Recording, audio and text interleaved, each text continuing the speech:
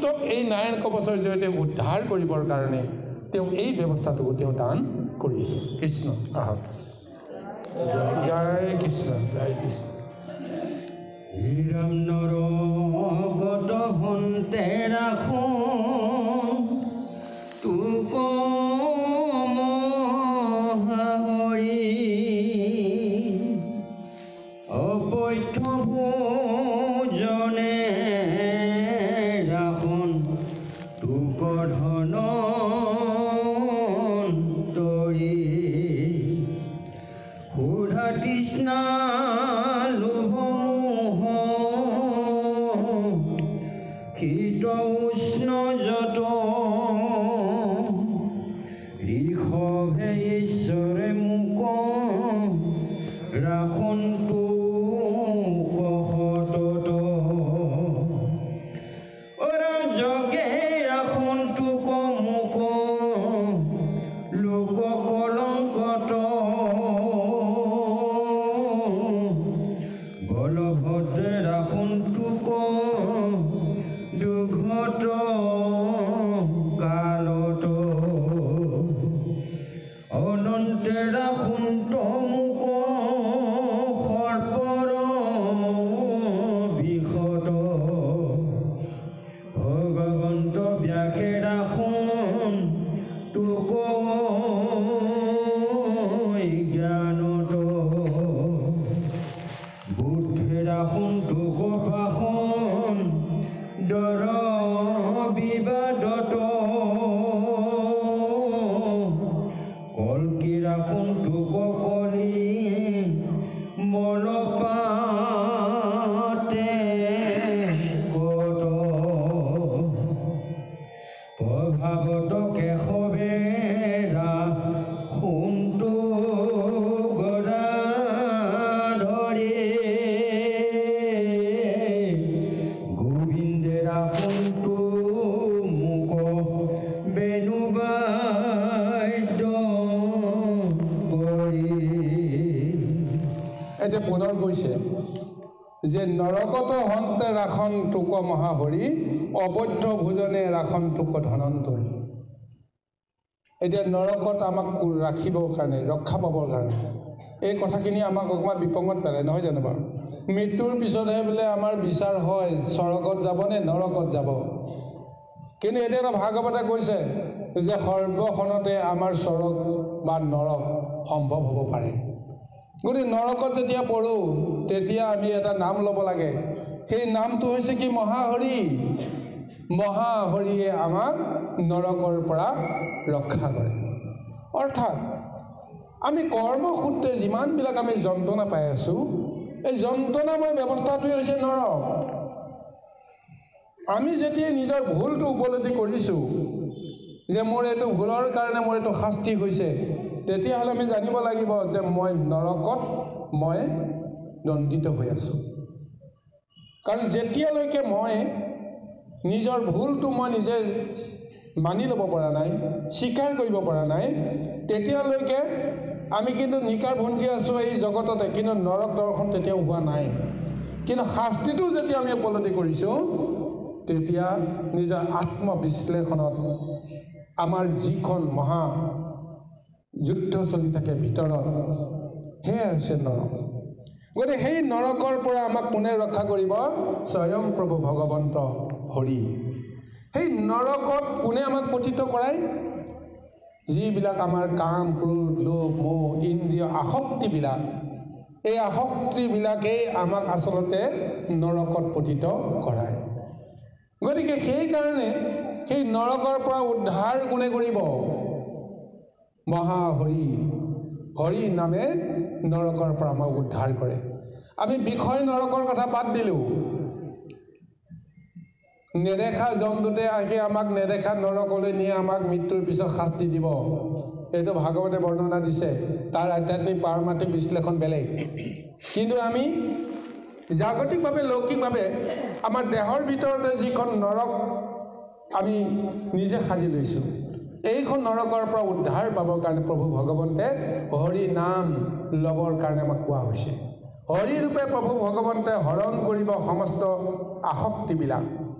গতিকে সেইকাৰণে তেওঁ হৰি ভগৱন্তে কৈছে তুমি যদি বিষয়ত ডুবি আছা, বিষয়ৰ আসক্তত আছা, বিষয়ৰ পৰা ওলাবলৈ কাৰণে যত্ন কৰা নাই, সদায় সুখতেই তুমি ভুগি থাকিব বিচাৰিছা, তেতিয়াহ'লে মই তোমাক কওঁ শুনা, তোমাৰ সেই আসক্তিৰ জৰিয়তেও তুমি হয়তো মুক্তি পাবা, তুমি হয়তো আনন্দিত হ'বা, জগতখন তুমি সুখেৰে ভোগ কৰিব পাৰিবা, কিন্তু তাৰ কাৰণত তুমি এটা কাম কৰিব লাগিব।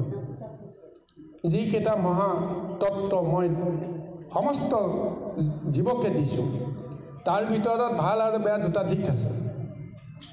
সেই দুটা দিশত দয়া, ক্ষমা, মৰম, চেনেহ, বিবেক, বুদ্ধি, ধৈৰ্য, সৌৰ্য, এই সমস্ত এটা দিশত এইবিলাক হৈছে দেৱশক্তি। আৰু আকৰিক শক্তি বা দৈত্য শক্তি হৈছে কাম, ক্ৰোধ, লোভ, মোহ, হিংসা, দেহ, কপটতা, এই সমস্তবিলাক। এতিয়া কৰ্ম কৰিবলৈ যাওঁতে তুমিতো বুজিয়েই পালা যে তুমিতো জানিলাই নিজকে যে মোৰ খংটো বেছি, ৰাগটো বেছি, সেইকাৰণে মই এইটো দুখ লগোৱাৰ কাৰণে মোৰ এইখিনি দুখ হ'ল, অপৰাধ হ'ল। বহুতে মোৰ নিন্দা বাসনা কিয় কৰিব লগা হ'ল? তাৰমানে মোৰ এই অপশক্তি যেতিয়া মোৰ কৰ্মৰ মাজেৰে আহিব। সেইকাৰণে ভগৱানে কৈছে তুমি যদি সঁচাকৈ বিষয় কৰ্ম কৰি সুখী হ'ব বিচাৰা, তেতিয়াহ'লে তোমাক অপ্ৰয়োজন বুলি ভবা যিখিনি মহা বিপদগামী শক্তি, সেইখিনি তুমি মোক দিয়া। আৰু যিখিনি তোমাক লাগিব বুলি জানা, সেইখিনি তুমি লগত ৰাখা। ভাল বস্তুখিনি যিখিনি আমি দেখে যে দেৱৰ যিখিনি শক্তি, দেৱ শক্তিখিনি তুমি লগত ৰাখা, আৰু দৈত্য শক্তিখিনি তুমি মোক প্ৰদান কৰা। দৈত্য শক্তি প্ৰদান কৰাৰ লগে লগেই মই সেই দৈত্য শক্তি তোমাৰ দেহৰ পৰা মই হৰণ কৰিম। গতিকে সেইকাৰণে প্ৰভু ভগৱন্তে হৰি নামে নৰকৰ পৰা যে আমাক যে ৰক্ষা কৰিব পাৰে, তাৰ কাৰণে এই মহা জ্ঞানটো আমাক দিছে। আৰু সেই নৰকত, লৌকিকত আমাক কি দিছে? এজন মহাভক্তক সেই নৰকৰ অধিপতি পাতিছে। সেই নৰকৰ অধিপতিজন হৈছে কোন? যাক আমি যম বুলি কওঁ, যাক আমি ধৰ্ম বুলি কওঁ। সেই যম আৰু ধৰ্ম আন কোনো নহয়, ভগৱন্তৰ এটা নাম। ভগৱন্তৰ বৈকুণ্ঠৰ এজন তেওঁ পাৰিষদ, তেওঁ 12 বৈষ্ণৱৰ তেওঁ এজন দেৱতাসকলৰ ভিতৰত এজনকেই মহাবৈষ্ণৱ ৰূপে তেওঁ স্বীকৃতি দিছিল। সেইজনী হৈছে সূৰ্যপুত্ৰ যম। হয়নে নহয় কওকচোন? তেওঁ ইফালে বৈকুণ্ঠৰ আসনতো থাকে, তেওঁ সদায় বৈকুণ্ঠৰ পাৰিষদ হিচাপে ভগৱন্তৰ লগত বৈকুণ্ঠত তেওঁ মহাসভা পাতি থাকে, আৰু তেওঁ নৰকত অধিপতি হৈ আছে। নৰকত জীৱবিলাকক মহাশাস্তি প্ৰদান কৰি তেওঁ ধৰ্ম ৰক্ষা কৰি আছে। গতিকে এইখন নৰকত যিয়েই সেই যমৰ বা সূৰ্যপুত্ৰৰ সেই ধৰ্মৰ সন্মুখীন হ'ব, তেওঁ নিশ্চয় উদ্ধাৰ পোৱাৰ ব্যৱস্থা থাকে। কিন্তু এনেকুৱা কিছুমান কৰ্ম কৰা যায়, যিখিনি কৰ্ম কৰাৰ ফলত ধৰ্মৰ ওচৰত বা সেই ৰজাৰ ওচৰলৈ যাবলৈ কোনো ব্যৱস্থা ল'ব লগা নাই, ৰজাই বিচাৰ কৰিব লগা নাই। সাধাৰণ বিচাৰতে তেওঁৰ দোষী সাব্যস্ত হৈ যায়। কোনখন নৰকত তেওঁৰ শাস্তি হ'ব সেইটো অৰ্ডাৰ মতে হৈ যায়। কিন্তু দৰ্শন যি মুহূৰ্তত হ'ব, সেই মুহূৰ্ততে তেওঁৰ কিবা নহয় কিবা এটা শুভাশুভ দিশ আছে। আৰু প্ৰত্যেক জীৱই, আমাৰ আধ্যাত্মিকত কৈ আছে, প্ৰত্যেক জীৱই যিসকলে মহাভক্তি নকৰি, যিসকলে সকামীভাৱে কৰ্ম কৰি সকামী ভক্তিৰে জীৱন নিপাত কৰিছে, তেওঁলোকে যমৰ দৰ্শন হ'বই লাগিব।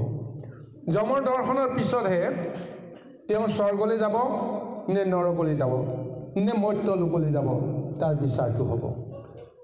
কিন্তু যিসকলে মহাভক্ত, সেই ভক্তিৰ ফলত ভগৱন্তক যিসকলে তুষ্টি কৰিছে, তেওঁলোকে যমলৈ যাব নালাগে, বিষ্ণুৰূপেৰে আহি তেওঁলোকক বাহিৰে বাহিৰে লৈ গুচি যাব। সেইখন বিচাৰ বেলেগ।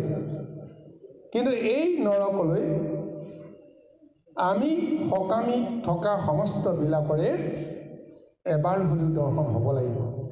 স্বয়ং যুধিষ্ঠিৰেই যমৰ দৰ্শন হ'ব লগা হ'ল। নিজৰ পিতৃ বুলি পৰিচয় দিয়ক বা নিদিয়ক বেলেগ কথা, তেওঁ যমৰ দৰ্শন হ'ল। যমৰ দৰ্শন হৈ তেওঁ ক'ত গ'ল? নৰকৰ দৰ্শন কৰিব লগা হ'ল।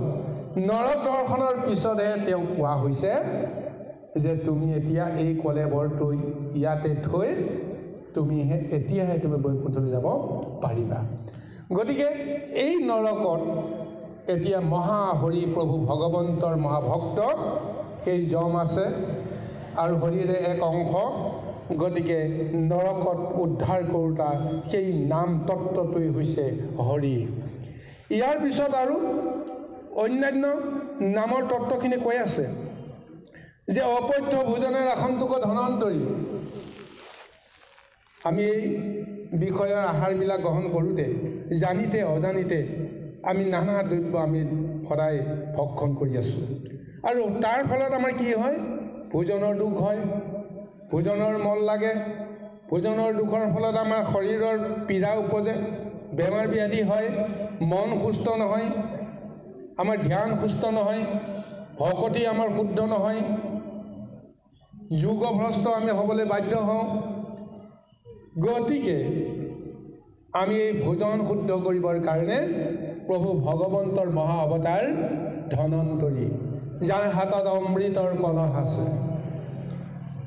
যিয়ে সমস্ত বিষয়ে দুখৰ পৰা ব্যাধিৰ পৰা আমাক ৰক্ষা কৰিব পাৰে। গতিকে আমি সদায় সেই নামতো আমি শৰণ ল'ব লাগে। ধনন্তৰী বুলি বেলেগ আৰু ব্যৱস্থা নাই। স্বয়ং প্ৰভু ভগৱন্তে এটা ৰূপ অমৃত হাতত লৈ যেতিয়া দেখা দিব, সৰ্বব্যাধি দূৰ হৈ যাব। গতিকে ক্ষুধা তৃষ্ণাটো ঠিক তেনেকৈ প্ৰভু ভগৱন্তৰ এক মহাশক্তিয়ে আমাক সদায় সুখে সন্তোষে ৰাখিবৰ কাৰণে প্ৰযত্ন কৰে। সেই নামটো হৈছে ঋষভ। ঋষভ নাম লৈ প্ৰভু ভগৱন্তে কি কৰিছিল? ইন্দ্ৰই যেতিয়া তেওঁক চিনিব পৰা নাছিল, সেই ইন্দ্ৰই সমস্ত জগতত তেওঁ মহা যিটো আকাল সৃষ্টি কৰিল, খৰ সৃষ্টি কৰিল, দীৰ্ঘকাল বৃষ্টি নোহোৱা এটা অৱস্থা কৰিল। তাৰ পিছত ঋষভে চিন্তা কৰিলে যে তুমিতো মোক চিনি পোৱা নাই, মই কোন? তোমাৰ নিজৰ শক্তিটো এতিয়া দেখুৱাই আছা, মইতো এটা সাধাৰণ নৰৰূপে মই জন্মগ্ৰহণ কৰিছোঁ, গতিকে সেইকাৰণে তোমাৰ এই অহংকাৰ। বাৰু ঠিক আছে, তেতিয়াহ'লে মই মোৰ শক্তিটো দেখুৱাব লাগিব। ইন্দ্ৰৰ লগত তেওঁৰ কোনো কথাই তেওঁ যোগসূত্ৰ নাৰাখি তেওঁ নিজৰ যোগ বলেৰে কি কৰিলে? তেওঁ আকাশমণ্ডল বেলেগ ধৰণে তেওঁ সজাই দিলে। তেওঁ নিজৰ যোগৰ বলত শীতল বায়ু সৃষ্টি হ'ল, যোগৰ বলত মেঘৰ সৃষ্টি হ'ল, আৰু সেই যোগৰ বলত মহাবৃষ্টি তেওঁ প্ৰদান কৰিলে। তেতিয়াহে ইন্দ্ৰই উপলব্ধি কৰিলে যে মোৰ হাতত যিটো ক্ষমতা, এই ক্ষমতাটো এতিয়া ক'ৰ পৰা কোনে পালে? গতিকে তেতিয়াহে তেওঁ উপলব্ধি কৰিল যে এয়াই হৈছে প্ৰভু ভগৱন্তৰ এক মহা ৰূপ, যিটো ৰূপক এতিয়া মই নিজৰ বল আৰু শক্তিৰে অহংকাৰে মই নাশ কৰিবৰ কাৰণে মই বিচাৰিছোঁ, বা মোৰ সৰ্বশক্তি মই প্ৰয়োগ কৰিবৰ কাৰণে বিচাৰিছোঁ। গতিকে সেই মহা আকালৰ দিনতো, সংকটৰ দিনতো ৰোগগ্ৰস্ত হৈ গৈছিল সমস্ত জীৱ জগত, আৰু তাক উদ্ধাৰ কৰিলে কি ৰূপে? প্ৰভু ভগৱন্তৰ সেই ঋষভ নামেৰে। ঠিক এনেদৰে যজ্ঞ ৰাখন্তোকে মুক কলংকত, যেতিয়া লোকৰ অপবাদ আহিব, সঁচাই মিছাই কিছুমান যেতিয়া নিন্দা বাসনা চলিব, তেতিয়া এক ধ্যান এক জ্ঞানেৰে প্ৰভু ভগৱন্তৰ ওচৰত যদি আমি যোগৰ মাজেৰে আমি আশ্ৰয় গ্ৰহণ কৰোঁ, তেতিয়াহ'লে যজ্ঞ নামৰ যিটো মহাৰূপ, সেই যজ্ঞ ৰূপে আমাক ৰক্ষা কৰিব। ইয়াৰ আগতে যজ্ঞৰ নামটো উল্লেখ কৰিছে। যোগভ্ৰষ্ট অৱস্থাত প্ৰভু ভগৱন্তে যজ্ঞ নামেৰে আমাক ৰক্ষা কৰিব। ঠিক তেনেদৰে আমাক মহাকলংকটো আমাক সেই যজ্ঞ পুৰুষে উদ্ধাৰ কৰিব। আৰু কৈছে বলভদ্ৰ ৰাখন্তোক দুৰ্ঘট কালত, দুৰ্ঘট সময়ত বলোৰাম, যাক আমি কওঁ, যাক বলভদ্ৰ বুলি কৈছে, বল আছে আৰু ভদ্ৰও আছে। চাওকচোন দেই, যাৰ বল আছে, অহংকাৰ আছে, সেয়া দৈত্যসকলৰ কথা, দৈত্য বুদ্ধিৰ কথা। যাৰ শক্তি আছে, অহংকাৰ আছে, কিন্তু যাৰ বল আছে কিন্তু তাৰ নম্ৰতাও আছে, বিনয়তা আছে, ভদ্ৰতাও আছে, সেয়ে হৈছে বলভদ্ৰ। ভগৱন্তই সেইকাৰণে সেই বলভদ্ৰৰ নাম লৈ কাক ৰক্ষা কৰি আছে? যে যিসকলে দুৰ্ঘট অৱস্থাত পতিত হৈ আছে, সেইসকলক তেওঁ উদ্ধাৰ কৰিছে, যদিহে কোনোবাই তেওঁক বিচাৰে। তাৰপিছত কৈছে অনন্ত ৰাখন্তোক মোক সৰ্পৰ বিষত। যেতিয়া কালৰূপী সৰ্পই যেতিয়াই তেতিয়াই পুৰ বুদ্ধিৰে হয়তো কাৰোবাক দংশন কৰিব পাৰে, কিন্তু মহাভক্তক দংশন কৰিলেও সেই ব্যাধিয়ে একো ক্ষতি কৰিব নোৱাৰে, যদিহে সেই মহাভক্তজন যদি ঈশ্বৰৰ নামত, ঈশ্বৰৰ যজ্ঞত যদি তেওঁ প্ৰতিষ্ঠিত হৈ থাকে। প্ৰমাণ দেখোন প্ৰহ্লাদকে ক'ব পাৰে, নহয় জানো বাৰু? সৰ্পে যেতিয়া তেওঁক কামুৰিব, বিষধৰ সৰ্পক যেতিয়া লগাই দিছিল, বিষধৰ সৰ্পে আহি কামুৰিলে, কিন্তু তেওঁ যুগভস্ত অৱস্থাত থাকোঁতে, ভগৱন্তৰ মহাশক্তি দেহৰ ভিতৰত থাকোঁতে লোহাময় শিলাময় হৈ গ'ল সমস্ত দেহ, ক'বই নোৱাৰে প্ৰহ্লাদে। কিন্তু ইফালে তক্ষকৰূপীয়ে মহাকাল ব্যাধি সৰ্পই খুট মাৰি দিয়াৰ লগে লগে দাঁত ভাগি গৈছে।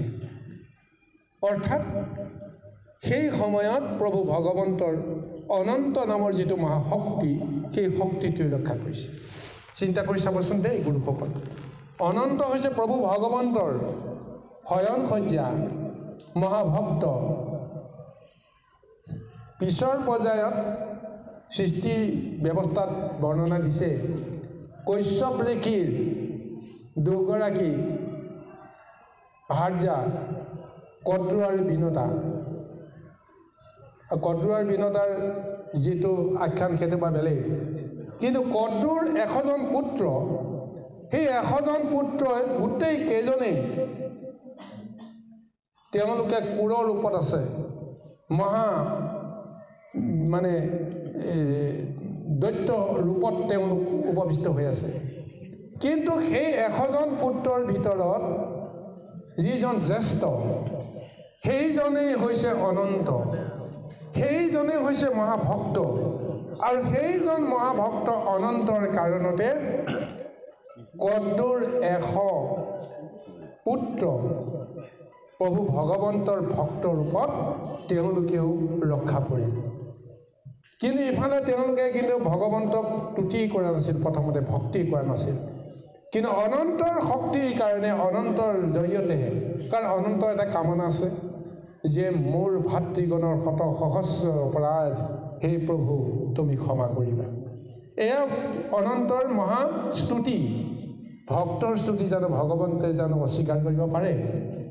গতিকে এইকাৰণেই যদি সৰ্পৰ ভয়ত যদি আমি ত্ৰস্তমান হ'ব লগা এটা পৰিৱেশ আহে, তেতিয়া অনন্তৰ নাম লৈ ভগৱন্তৰ আমি কৃপা পাব পাৰোঁ।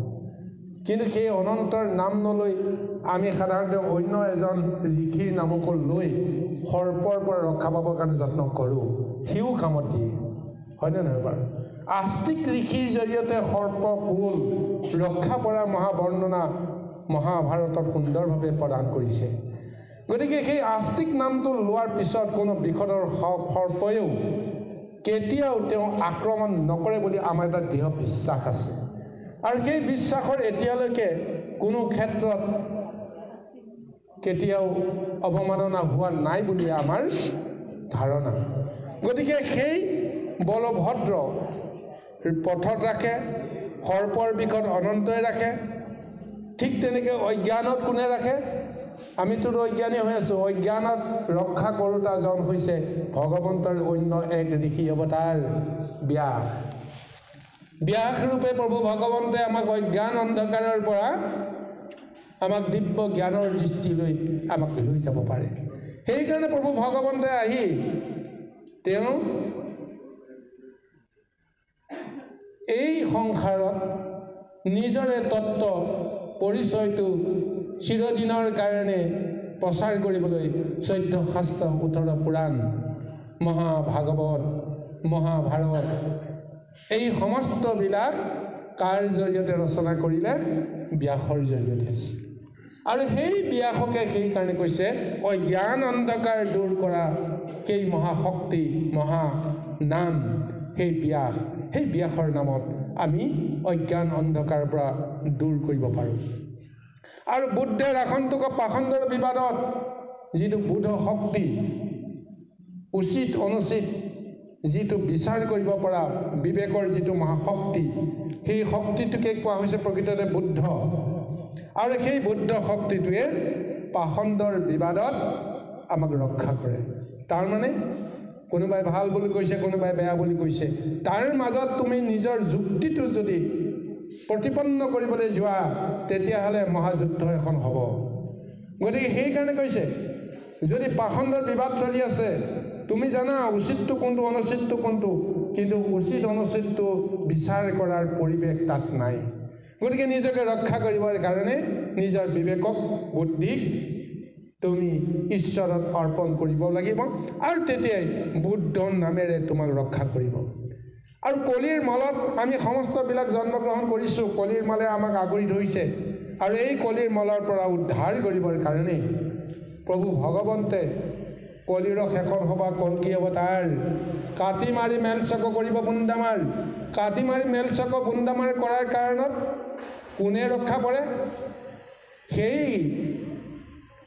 প্ৰভু ভগৱন্তে যিসকলে ঈশ্বৰৰ নাম লৈ ঈশ্বৰৰ কৰ্ম কৰিবৰ কাৰণে সুযোগ পোৱা নাই তেওঁলোকে সেই যি সকল নৰকগামী সেই মহাপাখণ্ডৰূপী সেই মহাশক্তিসমূহৰ পৰা তেওঁলোকে আঁতৰত থাকিবলৈ বাধ্য হয় তেওঁলোকক উদ্ধাৰ কৰিবৰ কাৰণেই কল্কিৰ মহাৱতাৰ আৰু কল্কি অৱতাৰৰ লগে লগেই সত্য যুগৰ আৰম্ভ গতিকে সেইকাৰণে কৈছে কল্কি নাম লৈও আমি কলিৰ মলৰ পৰা উদ্ধাৰ পাব পাৰোঁ গতিকে কল্কি নামেৰে আমি বেলেগ ভাৱনা ল'ব নালাগে কলি আৰু কল্কি দুটা বেলেগ ৰূপ কল্কি হৈছে প্ৰভু ভগৱন্তৰ ৰূপ আৰু কলি হৈছে এটা আখৰিক এক মহা শক্তি যিটো শক্তিক আশ্ৰয় কৰি প্ৰভু ভগৱন্তে সত্য যুগৰ পৰা দাপৰ তেতা দাপৰ আৰু এই কলি যুগত আজি এই কলি পুৰুষৰ দ্বাৰাই প্ৰভু ভগৱন্তে কল্কি অৱতাৰ ধাৰণ কৰিব লগা হ'ল আৰু সেই কল্কিৰ ৰূপে কলিৰ মলৰ পৰা আমাক উদ্ধাৰ কৰিব পাৰে এনেদৰে প্ৰভু ভগৱন্তে নামৰ মহাতত্বৰে নাৰায়ণ কৱচৰ মহা ৰহস্য তত্ত্ব ভেদ হৈ আছে ইন্দ্ৰক দি আছে নামকেইটা দিলেই নহ'ব নহয় নামকেইটাৰ লগতে তাৰ ৰহস্যটোকো তেওঁ ভেদ কৰি দিব লাগিব যে এইটো নামে কি কৰে জানিব লাগিব জানিলেহে আমাৰ কামত আহিব যদি মহাৰত্ন এটা কোনোবাই যদি বাটতে পাই যদি আমাক দিয়ে যে এইটো লৈ যোৱা যেনেকৈ দুৰ্বাসাই এদিন কি কৰিছিল সেই ইন্দ্ৰকে বৈজয়ন্তী মালা পাত দি দিছিলে লোৱাচোন লোৱা এইডালটো মোক নালাগে তোমাকে লোৱা তেওঁ সেই ৰহস্যটো বুজিয়ে নাপালে এই বৈজয়ন্তী মালাই কি কৰিব এইটো সময়ত কথাটো হয়নে নহয় ঠিক তেনেকৈ আমি ৰহস্যটোক আমি জানিব পাৰিব লাগিব নজনা নুশুনাকৈ যদি আমি মূল্যৱান বস্তু এটা হাতত ৰাখোঁ তেতিয়াহ'লে আমাৰ কোনো কামত নাহে গতিকে সেই বস্তুটোৰ মূল্যটো আমি বুজিব পাৰিলেহে আমি নিশ্চয় উপকৃত হ'ব পাৰোঁ কৃষ্ণ জয় কৃষ্ণ নিৰাপুন্তমূৰ্তি ধৰি নাৰায়ণ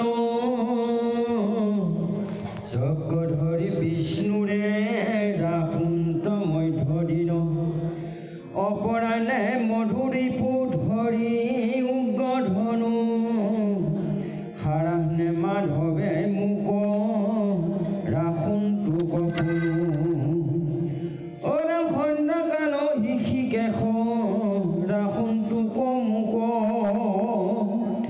অধ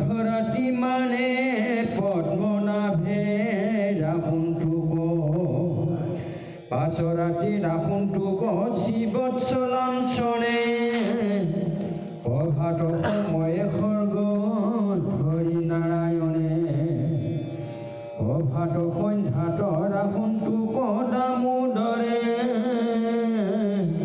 ভগৱন্ত কালৰূপ যিটো বিশেষৰে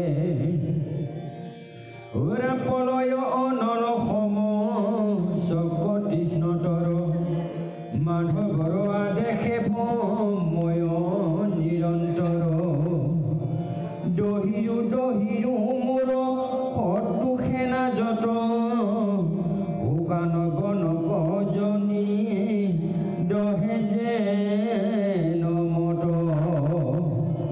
হে কুমুদকী গদা মাধৱৰ পিয়া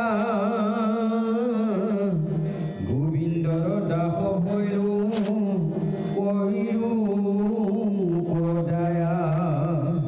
ইমানখিনি মহাবৰ্ণনা যে আমাক দিছে কাৰ কাৰণে দিছে জানেনে?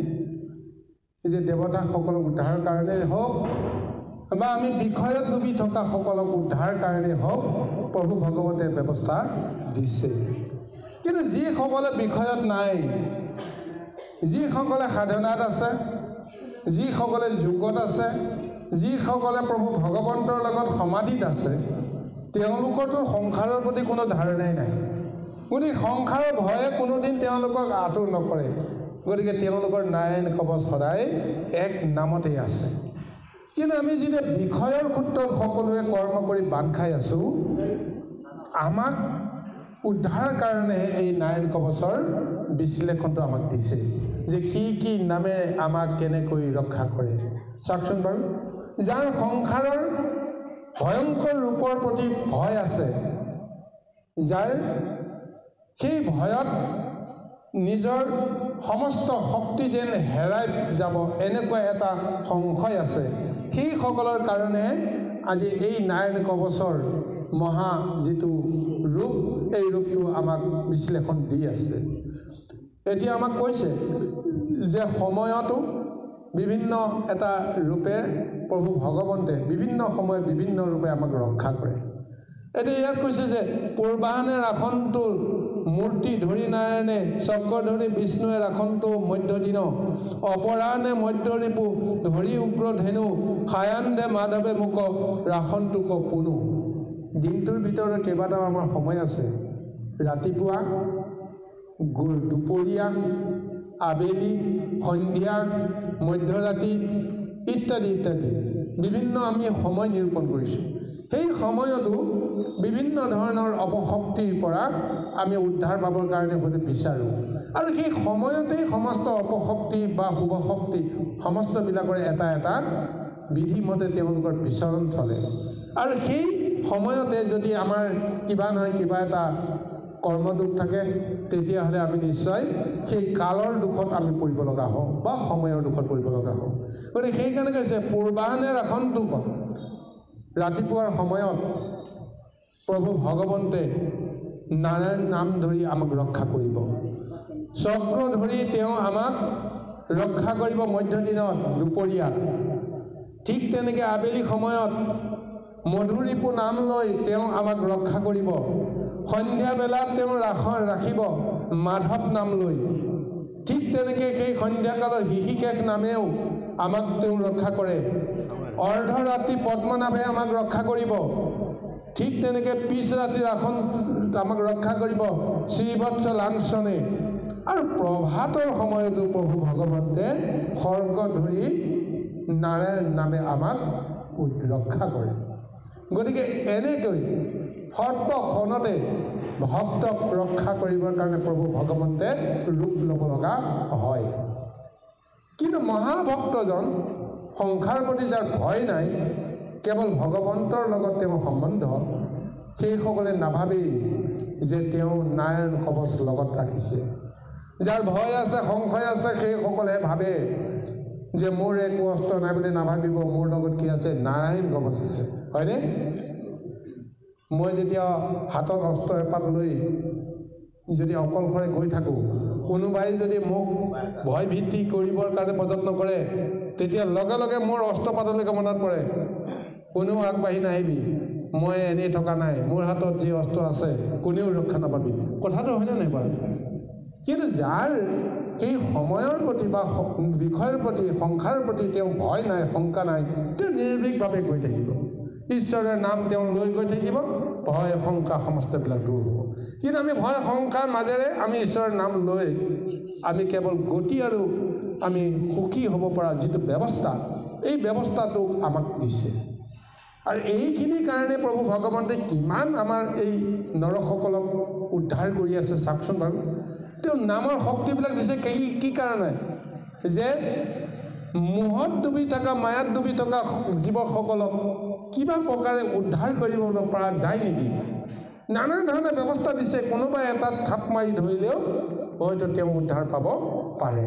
এই কাৰণে প্ৰভু ভগৱন্তে এই লীলাবিলাক কৰিয়েই তেওঁৰ নামৰ তত্ত্ব এতিয়া জগতক দান দি আছে। কৃষ্ণ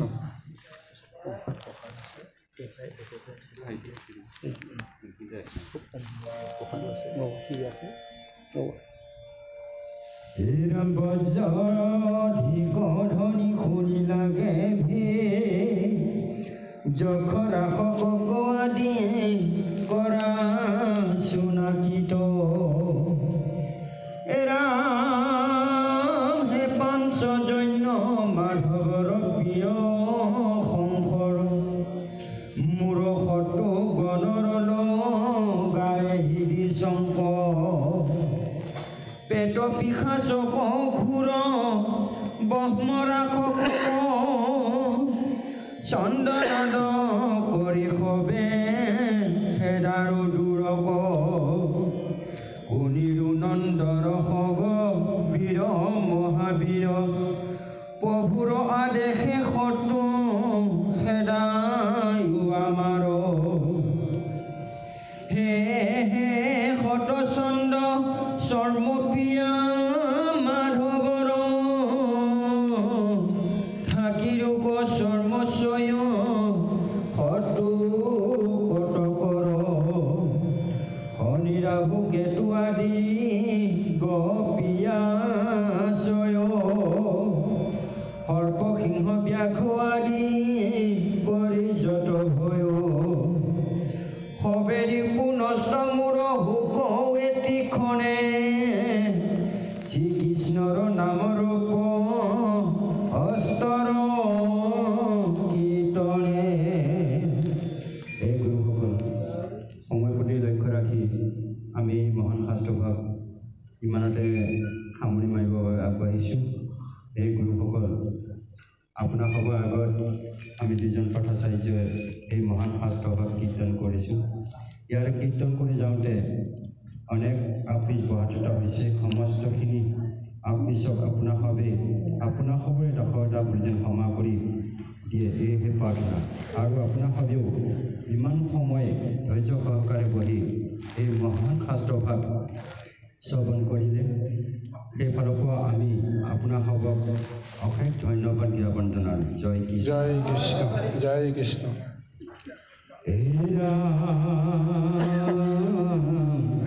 বেদমৰ গৰুৰ কৃষ্ণৰ নিজ জান সমস্তে দুখত মুখ কৰা পৰিতান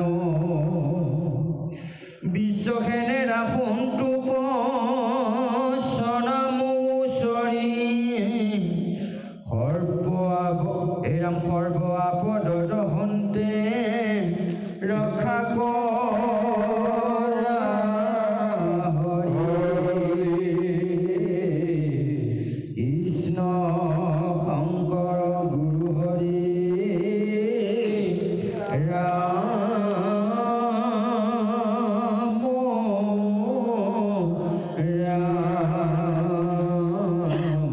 হৰি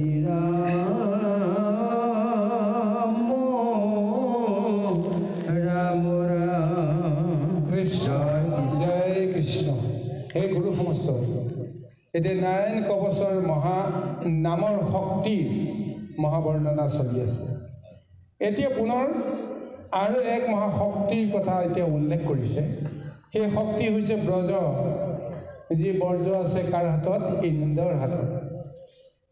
কিন্তু প্ৰভু ভগৱন্তে সেই ব্ৰজ শক্তিতকৈও মহাশক্তিশালী এক অস্ত্ৰৰূপে চিহ্নিত কৰিছে, সেয়া হৈছে পাঞ্চজন্য। পাঞ্চজন্যৰ মহানিনাদ যেতিয়া শুনা পাব, যক্ষ ৰক্ষক বা অন্যান্য যিমানবিলাক অপশক্তি সমস্তবিলাকৰ যিটো ভয় শংকা হ'ব, সেই মুহূৰ্ততে তেওঁলোকৰ এক প্ৰকাৰ নাশ হৈ পৰিব। এই ব্যৱস্থাটো কুৰুক্ষেত্ৰ যুদ্ধৰ আৰম্ভণিতে প্ৰভু ভগৱন্ত কৃষ্ণই সকলোকে নাশ কৰি দিছে। কিহৰ জৰিয়তে জানে? পাঞ্চজন্যৰ জৰিয়তে। যেতিয়া কৌৰৱে যেতিয়া ৰণধ্বনি বজালে, চাৰিওফালে তোল পাৰ লাগি গ'ল, গোটেই স্বৰ্গ ভেদি হাহাকাৰ ৰোল উঠিছে, হাহাকাৰ হৈ আছে। সেই সময়ত এইফালে পঞ্চ পাণ্ডৱে কৃষ্ণৰ ফালে চাই আছে, কিন্তু যুধিষ্ঠিৰে লগে লগে আচলতে নিজেই তেওঁ কি কৰিব লাগিছিল, সেই সংশোধনী তেওঁ দিব লাগিছিল। কিন্তু যুধিষ্ঠিৰে বা অৰ্জুনে কৃষ্ণৰ ফাললৈ চাইছে। কৃষ্ণই তেতিয়া কাকো চোৱা নাই, পাঞ্চজন্যটো উলিয়াই লৈছে। পাঞ্চজন্য উলিয়াই লৈ পাঞ্চজন্যৰে মহা যেতিয়া তেওঁ নাট কৰি দিছে, তাৰপিছতে বাকী সমস্তবিলাক আহিছে। এতিয়া ভীষ্মই উপলব্ধি কৰিলে, কৃষ্ণই যেতিয়া পাঞ্চজন্য বজালে, এতিয়া আৰু যুদ্ধ কৰাৰ যেন কোনো প্ৰয়োজন নাই। সেই পাঞ্চজন্যৰ শব্দতে সকলোৰে হৃদয় কঁপি গ'ল, আৰু সেই পাঞ্চজন্যৰ শব্দতে প্ৰভু ভগৱন্তে সকলোৰে প্ৰাণ কাঢ়ি ল'লে। পাঞ্চজন্যৰ লগে লগে তেওঁ দৃষ্টিও দিলে নহয়, সেই দৃষ্টিতে সকলোৰে প্ৰাণ তেওঁ আগতীয়াকৈ তেওঁ কাঢ়ি ল'লে, হৰণ কৰি ল'লে। সেই পাঞ্চজন্যৰ মহাশক্তি যক্ষ ৰক্ষক বা মহাশক্তিধৰৰ লগত সম্বন্ধ কৰিব পৰা সেই ব্যৱস্থাটো ৰক্ষা কৰিবৰ কাৰণে কেৱল পাঞ্চজন্যৰ নাম ল'লেই যথেষ্ট। কৃষ্ণ নাম লোৱা, পাঞ্চজন্যৰ নাম লোৱা একেটাই কথা। কিন্তু কৃষ্ণ নাম ল'লে হয়তো বেলেগ এটা তাৰ ব্যৱস্থা হ'ব, কিন্তু উদ্দেশ্যধৰ্মী এটা মহাসংকটত শত্ৰু নাশ কৰিবৰ কাৰণে ব্যৱস্থাৰে আমি যদি পাঞ্চজন্যৰ নাম লওঁ, তাৰ জৰিয়তেও আমি মহা উপকাৰ পাব পাৰোঁ। পেট পিশাচক ঘূৰ ব্ৰহ্ম ৰাক্ষকক, চন্দনাদ কৰি সবে খেদায়ো দূৰক, শুনিও নন্দন স্বৰ্গ বীৰ মহাবীৰ, প্ৰভুৰ আদেশ শত্ৰু খেদায়ো আমাৰ। সেই মহা শংখধ্বনিৰ, শংখধ্বনি মানে পাঞ্চজন্য শংখধ্বনিৰ কথা কোৱা হৈছে। আৰু তাৰপিছত কৈছে, হে হে শতচন্দ্ৰ চৰ্ম প্ৰিয়া মাধৱৰ, ঢাকিওক সৰ্পচয় শত্ৰুৰ কটকৰ, শনি ৰাহু কেতু আদি গ্ৰহ পীড়া ছয়, সৰ্পসিংহ ব্যাঘ কৰি আদি কৰি মহাভয়, সৰ্প ৰিপু নষ্ট মূৰ হৌক এটিখনে, শ্ৰীকৃষ্ণৰ নাম ৰূপ অস্ত্ৰৰ কীৰ্তনে। আৰু শেষত কৈছে, শ্ৰীকৃষ্ণ নাম আমি এই কাৰণে ল'ব লাগে। সেই শ্ৰীকৃষ্ণ নাম লৈ আমি কি কি মহাশক্তিৰ পৰা, মহা আপদৰ পৰা ৰক্ষা কৰোঁ। চাৰিওফালে ঘন ঘোৰ অন্ধকাৰ হৈ গৈছে, চন্দ্ৰ সূৰ্য সমস্তবিলাক হেৰাই গৈছে, অন্ধকাৰত আমি খেপিয়াই ফুৰি আছোঁ। এনেকুৱা এক মহাসংকট, শনি আৰু ৰাহুৱে আমাক গ্ৰাস কৰি আছে। কোনফালে যাওঁ, কোনফালে নাযাওঁ, কি কৰিম কি নকৰিম, কোনো আমাৰ হিত বুদ্ধি আমাৰ মনলৈ অহা নাই। এই নিৰুপায়খনত সৰ্প ব্যাঘ হিংস্ৰ জীৱ জন্তু সমস্তৰ আক্ৰমণেও আমাক কাবু কৰি আছে, আৰু মনৰ ভিতৰতো ভয় শংকা আদি কৰি সমস্ত ৰিপুৱে যেনেকৈ তাৰণা কৰি আছে, সমস্তবিলাক নাশ কৰিবৰ কাৰণে এটাই নাম, সেইটোৱেই হৈছে শ্ৰীকৃষ্ণ। এই শ্ৰীকৃষ্ণৰ নাম লৈ যিমানবিলাক তেওঁ মহালীলা কৰিলে, সেই মহালীলা দৈৱকীৰ গৰ্ভত জন্মগ্ৰহণ কৰাৰ পৰা আৰম্ভ কৰি বৈকুণ্ঠ পৰায়ণলৈকে যিমান তেওঁ মহালীলা কৰিলে, এই সমস্ত মহালীলা দৈত্য দানৱক বধ কৰাৰ চলেৰে, অধৰ্মক নাশ কৰাৰ চলেৰে, সন্ত সাধুক তেওঁ ভকতক ৰক্ষা কৰাৰ কাৰণে যিখিনি কৰ্ম কৰিলে, সমস্ত কৰ্মৰ এটা নামত লুকাই আছে। সেই নামটো হৈছে শ্ৰীকৃষ্ণ। নিৰাকাৰ নিৰঞ্জনটো বেলেগ, কিন্তু এই শ্ৰীকৃষ্ণ নাম লৈ বিষয়ৰ সংসাৰৰ সংকটৰ পৰা উদ্ধাৰ পাব পৰা সমস্ত ব্যৱস্থা এই শ্ৰীকৃষ্ণৰ নামত যুক্ত হৈ আছে। গতিকে আমি সেই শ্ৰীকৃষ্ণৰ নামটো ল'ব পাৰিব লাগিব। এই নাৰায়ণ কৱচতে এই সমস্ত নামৰ তত্ত্ব ৰৈ আছে। স্বৰূপতে ক'বলৈ গ'লে 108টা প্ৰভু ভগৱন্তে মুখ্য নাম লৈছে। এই 108টা নাম আমি জপ কৰিব লাগে কিয়? প্ৰভু ভগৱন্তৰ নামৰ সমস্ত তত্ত্বৰ ৰস তাত নিহিত আছে।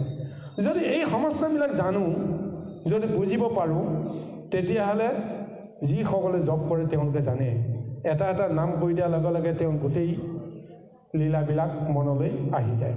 শ্ৰীকৃষ্ণ নাম লোৱাৰ লগে লগে জন্মৰ পৰা বৈকুণ্ঠ প্ৰয়াণলৈকে আমি যে বিষয়টো গোটেইখিনি এক মুহূৰ্তৰ ভিতৰত আহি গ'ল। কৃষ্ণ, অচ্যুত, কেশৱ, বিষ্ণু ইত্যাদি ইত্যাদি প্ৰত্যেকটো নামতেই আমাৰ সেই স্মৰণবিলাক আমাৰ আহি যাব। গতিকে এই শক্তিবিলাক যদি আমাৰ দেহৰ ভিতৰত মূৰ্তমান হৈ থাকিব, কাল আৰু মায়াই কেতিয়াও অনিষ্ট কৰিব নোৱাৰে। বাৰু যি কি নহওক, গুৰু সমস্ত আইমাতৃ সমস্ত সময়ৰ প্ৰতি লক্ষ্য ৰাখি আমি মহাভাগৱতৰ মহা সামৰণিলৈকে আমি আগবাঢ়িছোঁ। ইমান সময় আপোনাৰ সবে ধৈৰ্য সহকাৰে ইমান আধ্যাত্মিক পাৰমাৰ্থিক মহাতত্ত্ব সন্নিৱিষ্ট এই মহানাৰায়ণ কৱচৰ বিষয়ে আমাৰ মুখৰ পৰা আপোনালোকে সুন্দৰভাৱে শ্ৰৱণ কৰিলে, কীৰ্তন কৰিলে। আমি ক'ব পৰা নাই, আমি ভাবিব পৰা নাই যে এই মহা ৰহস্য তত্ত্ব বিশ্লেষণ কৰিবলৈ আমি পাৰিছোঁ নে নাই। আমি কেৱল প্ৰযত্ন কৰিছোঁ আৰু ইয়াত নানা ধৰণৰ হয়তো আমাৰ দুখ অপৰাধ বা ভুল ভ্ৰান্তি হ'ব পাৰে। সমস্ত ভুল ভ্ৰান্তি আপোনাক সবে মাৰ্জনা কৰিবগৈ আশা কৰি নাৰায়ণ কৱচ আজি আধৰুৱা হ'ল। ঈশ্বৰে কৃপা কৰক, ইয়াৰ পিছতো যেন আমি এই নাৰায়ণ কৱচ সুন্দৰভাৱে আমি ল'ব পাৰোঁ।